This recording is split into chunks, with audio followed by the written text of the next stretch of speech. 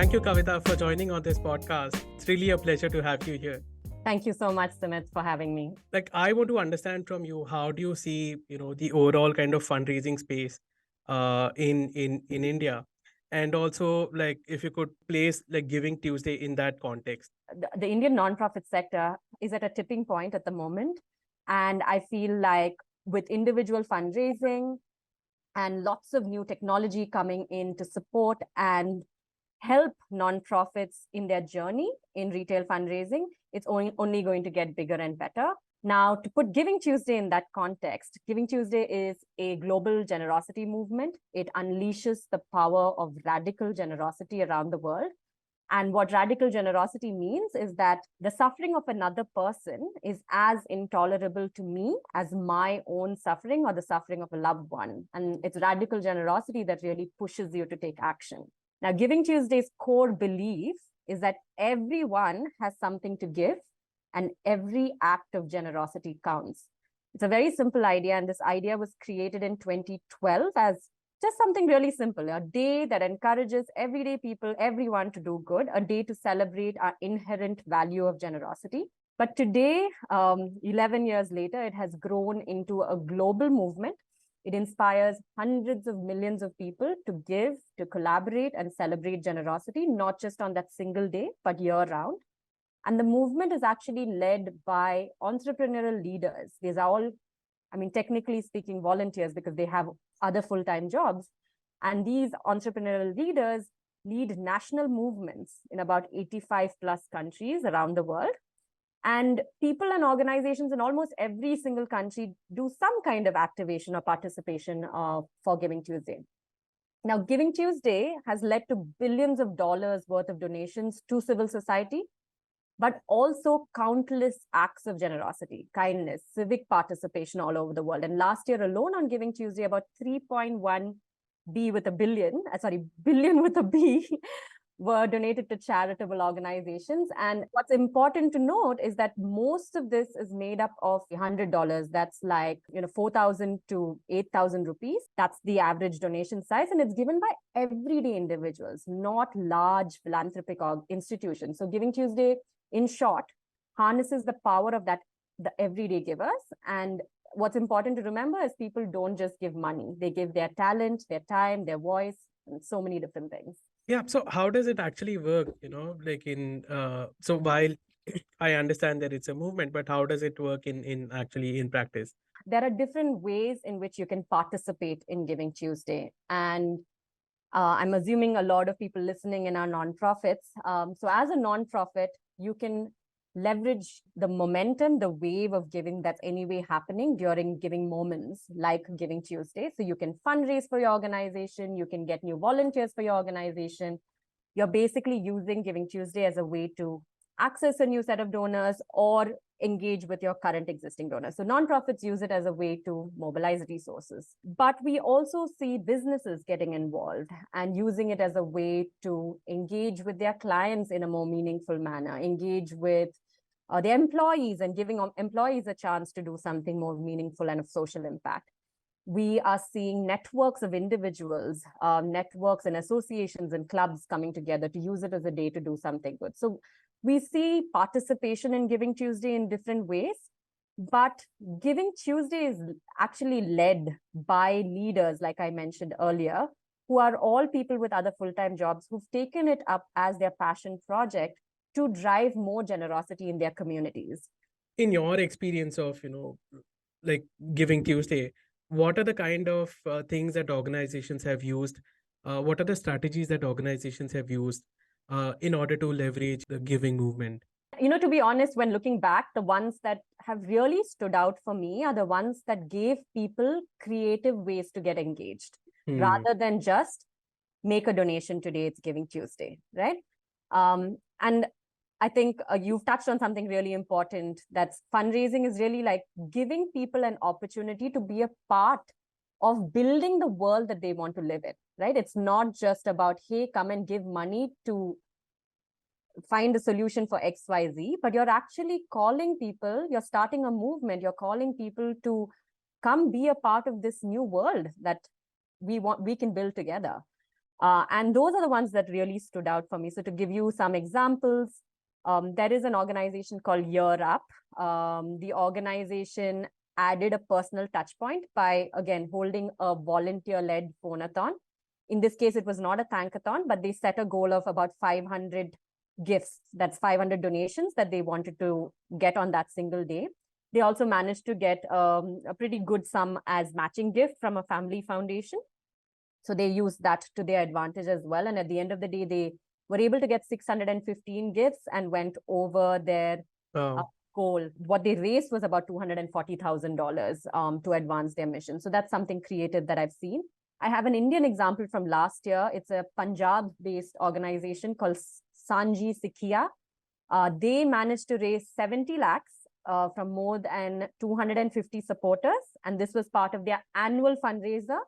It ended on Giving Tuesday. So they used Giving Tuesday as a bookend and motivated people to give until that day. They use that as kind of a grand finale. There's another like really fun one, which is from Malaysia. A nonprofit got university students who were volunteering with them. This idea came from the students themselves. They had a spicy noodle challenge. So what they did was the fundraisers, that the volunteers, ate progressively spicier noodles as their friends increase their donations. So people are doing fun things as well. One that I would really highlight, which I would love to see happen around the world, is raising funds for another organization on Giving Tuesday or any one day, right? There are real live examples. So there's an organization called Help International. Their team decided to fundraise for another organization that was working on a big refugee crisis at that time. And this really eases out the competition that we often talk about and experience in the sector, that toxic notion of competition, and reminds us that at the end of the day, we're all trying to build a better world. We're all in this together. And I mean, this is something I would love to see. If all organizations used one day to just fundraise for another organization, it would be so amazing. But that actually also brings me to my next sort of question. We talked about what are the strategies that organizations use in the fundraising space. I want to delve a little bit more into what are the kind of typical mistakes or things that nonprofits could kind of improve on as far as their fundraising strategies are concerned. I can talk about a few. Overemphasis on social media. It can be really social media is very important. Don't get me wrong. It's very important. I feel like sometimes we get overwhelmed with new platforms that are coming up and we need to be everywhere or we will not succeed. I think whatever you do it well as opposed to trying to be everywhere all the time. And don't neglect email. Email marketing is still a pretty massive way of getting conversions for nonprofits. And an average individual is actually subscribed to only about 5 to 7 email newsletters from a nonprofit, right? So at the end of the day, as a fundraiser, you might be thinking that you're asking too many times, but actually you're not. That person may have missed the first 10 emails that you sent because you're sending it into this large clutter. So you need to ask constantly, you need to ask quite often, and you need to send the same message multiple times for it to register for a person. Those are also really important things. But I would say when you're using email marketing, especially, try to segment as much as possible. You wouldn't want to send a mass email to your major donors. You wouldn't want to send it to your board members. You would want to customize it. And don't send multiple emails to a person who just gave you. There are so many automation systems that exist now. So if I were to give you a tip on how to prepare for a giving moment that's coming up in the next few months or the festive season that's coming up, I would say talk to some volunteers, get a good CRM system in place so that you are able to automate and make things easier so that you don't have to spend a lot of time trying to manually do this. So, don't send that. I mean, it's important to send a ask multiple times, but don't send it if a person is already given. I know you asked about mistakes, but I want to talk about a tip that the digital strategy director at Giving Tuesday always talks about, is something that nobody would have thought about, which is calendar invites. If you have a deadline or a day on which you want a person to donate to you, send them a calendar invite. Because to be honest, as a lot of working professionals especially depend on their Google calendars or their Outlook calendars to remind them about things that they need to do on that particular day. get into that calendar with just a simple calendar invite sent in advance, so that on that day they get reminded about whatever it is that you're asking them to do. Right, right. You actually touched upon like two really important things. One is about social media and how a lot of times, we get a lot of queries as well. When organizations come to us, like when they are seeking information about managing their social media, because there is a general kind of notion that we should be across all the platforms, whether it is Twitter, Facebook, Instagram, YouTube, and so on. So my question is like, because I get a lot of newsletters from nonprofits, and I have reached a stage where I simply don't even open it. I just put it in my uh like put it. I just delete it. Yeah. So I want to ask you about like, where does kind of donor fatigue come in? Because like, don't you like, after a certain point, don't you feel that donors are, it's just like, just information, and these are long newsletters, and after a point you're like, okay, I get it, but I don't want to be seeing this every 3 days or every like week. There has to be uh like some frequency. So I don't know what has been your experience in terms of what is an ideal frequency to send out newsletters, and also in terms of, you could share your experience about donor fatigue. Sure. And I'm going to say something knowing that it's going to create some waves and questions in people's minds. But donor fatigue is actually a myth. What does exist is bad messaging and bad strategy. And I think you kind of justified that with the whole explanation you gave, right? You said they're long newsletters. The title is so boring that I don't even feel like clicking on it, which is probably why you delete it, right? And as fundraisers, we often hesitate to send out messages multiple times because we feel like there is something called as donor fatigue. But data shows that even in the commercial world, you would need something like, I think in 2023, it's like 21 touch points to convert someone to take action. And as a fundraiser, we think we're sending out too many appeals, when in reality, it is just like I mentioned earlier, it's just one email in the inbox of that potential donor who receives hundreds of emails asking them for different things, not just from nonprofits, but even the commercial world, right? So are donors fatigued? I don't think so. What they are is they're not feeling compelled enough. They're not being asked to give in forms that they want to give in. They're not feeling engaged, and they're not being asked and engaged in a form that they want to be engaged in, right? So as Simit, you may not want to give money, but I know Simit, and I know for sure that you want to give in other ways. Can I get to know you better and understand what form of giving makes more sense for you, what is meaningful for you, and ask in that manner? Another thing that does exist is fundraiser fatigue, right? So donors are not fatigued. It's fundraisers that are fatigued, because rather than focusing, like we are constantly focusing on that bottom line as fundraisers. We are focused on the metrics because obviously there are needs, and then you need to meet your targets and all of that. What if we just center our attention as fundraisers around fostering a sense of community among donors and building a community for our organization rather than trying to reach X amount? Of course, that X amount is important, but what if I just shift something in my brain to tell myself I'm building a community to make this world a better place, as opposed to I'm trying to raise 20 crore rupees? Right. And think about what it is that you're getting fatigued by, right? Are there too many events? Are you running too many campaigns? Are you like setting up tables and chairs at a physical event, or spending half your time just getting virtual event registrations? Think about what it is that's really killing you in your fundraising game. Shift that around and try to focus. This sounds very philosophical, but try to focus on the larger goal, right? Like, remember that why are you doing what you're doing at the end of the day? It's because you want to create this better world, and you are working with this organization because you believe that it is leading to that better world. So if you are experiencing fundraiser fatigue, which actually does exist and is not a myth, try to shift that around, try to shift your perspective, see what it is that you can do that's different. Another piece I want to say is about younger donors, especially in the topic of donor fatigue. younger donors especially, I know a lot of organizations are trying to now focus on younger donors. They want to actually be engaged in more than one way. So if you're going to send every single email saying, give money, give money, give money, 100% they're going to delete your emails. I mean, I don't think you need to have some like big intelligent AI to help you figure that out. It's Right. common sense.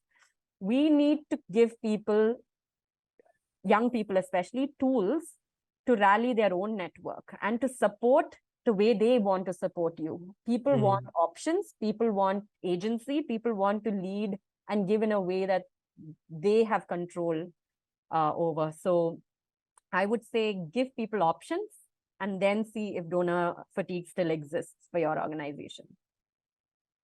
That actually brings me to my next point, which is, at the end of the day, any work that an organization is doing, there is a story behind it, right? And organizations need to be good at, telling their story. What is the work that they are doing? What is the kind of impact that they have had, on an individual, beneficiary, whether it is a girl child or like whoever it is, that they are working with. But organizations typically, tend to, this is not their strong suit. How can organizations get around this? And what has in your experience, how has storytelling sort of played an important role when it comes to fundraising, and rallying people, getting people to rally behind their cause? Storytelling really helps you carve out something from the work that you do that any individual is able to resonate with, is able to understand, and is able to know how they can join you to make a difference and be a part of the solution.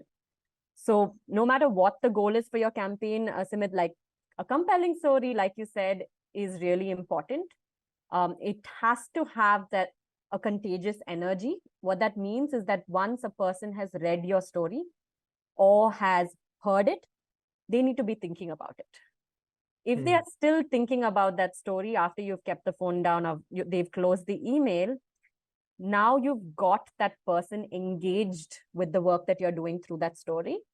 And your organization's goal has become somewhat of a collective goal because you've gotten that person to think about it. And then at some point, they will take action.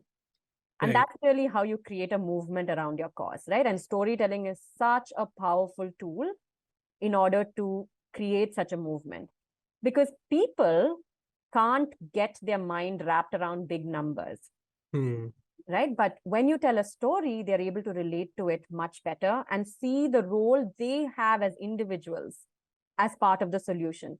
Again, the digital strategy director at GivingTuesday, I heard one of her webinars recently, and she gave a really good analogy.